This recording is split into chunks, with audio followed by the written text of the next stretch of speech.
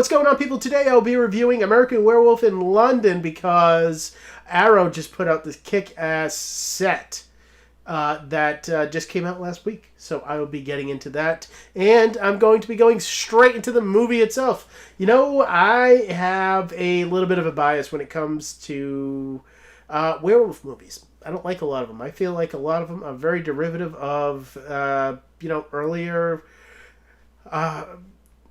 werewolf films, and I don't really feel like there's a lot of variance to them. And it just comes down to me liking the ones that I like and not liking the rest. I don't really like that Benicio del Toro one, and I don't even want to talk about Twilight.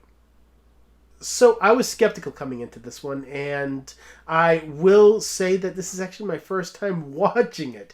I don't seek out werewolf movies. I just don't. I have a little bit of a bias. But I actually really did love this one. This is one of the ones that I actually hold up high. Very high.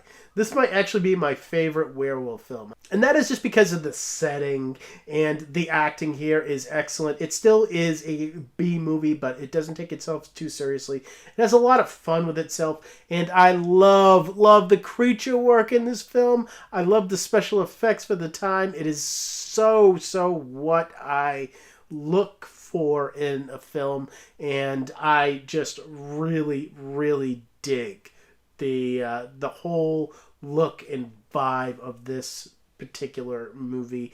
And they just got the mixture right for me.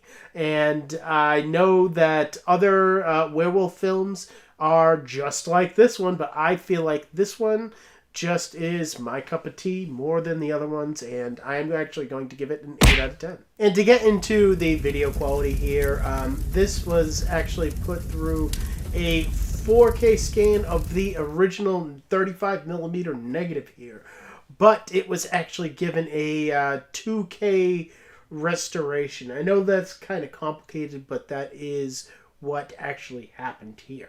But with that being said, the results are excellent. When it comes to detail, this is about as detailed as you're going to get. Some of the wider shots are soft, and that is unfortunate. Not a lot of detail to them. But when you're getting into the mid-range and a lot of the close-up shots, it definitely opens itself up, and detail is more widely available. You get a lot of detail in some obvious places, but very, good places. Facial features, when it comes to particles of hair on people's faces, a lot of the clothing that they wear, a lot of the backgrounds, a lot of the furniture that I noticed in a lot of their homes. I definitely got a lot of that as well. Clarity here is very nice. Quite a bit of edge definement when it comes to close-ups and mid-range. Like I already stated, some of the wide shots are kind of soft. Black levels are excellent. They're exactly what you want them to be. They dip fully to black. And you definitely get a whole lot more when it comes to the creature designs. And this is just a lot brighter of a image than what we've gotten previously for this film. And for that, I am going to give this a 8 out of 10. This looks really damn good. And when we're talking about the audio quality here, this was actually given a DTS HD 5.1 mix with the option to go to the mono track, the original track.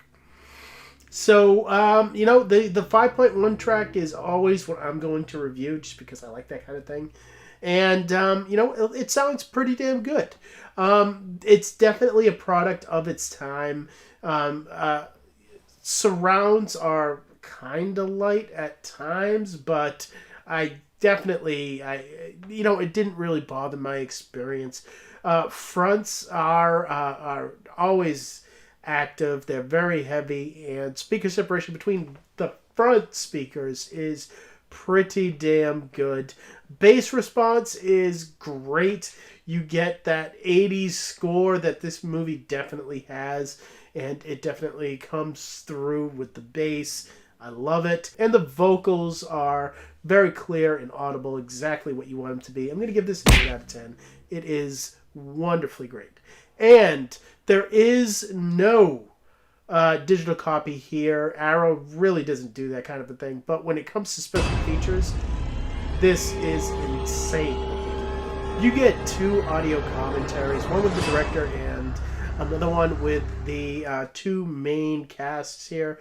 And then you get 11 featurettes, one of them over an hour long that goes into the making of the film. A whole other one that goes into the creature design, and that is a great one. That is actually my favorite one. And then you get some outtakes, some deleted scenes, theatrical trailers. This is hours worth of entertainment here, and it is great. And on top of that, you get such killer box art that comes with the packaging here. They have really outdid themselves. I love this so much more than the original box art. But you do get the original box art too, because you can just flip the cover around and you can get the original one. That is something that Arow does that I love what Arow does when it comes to special features. They really hit this one out of the park like they usually do, and I'm going to give this a 10 out of 10 for that. And getting into my last looks at An American Werewolf in London, this movie was one that I didn't expect to like that much, but I actually did. I had a lot of fun with it, and it is just that quintessential 80s movie that I was looking for it to be. I don't really see a lot of originality with it, just because of the fact that almost all of these werewolf movies kind of blend in for me. But I definitely I went with this vibe, and definitely with the creature effects a lot more with this particular film. And when you add up all my scores here, you come out to a 34 out of 40.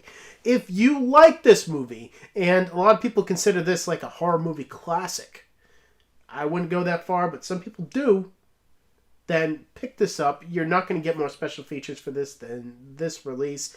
And you get this cool box art as well. It is worth your money. And so, guys, what did you think of American Werewolf in London? Have you seen it? Let me know down below. What do you think of this film? And as always, thank you for watching my videos. You guys are awesome. I don't need to say it because you know it.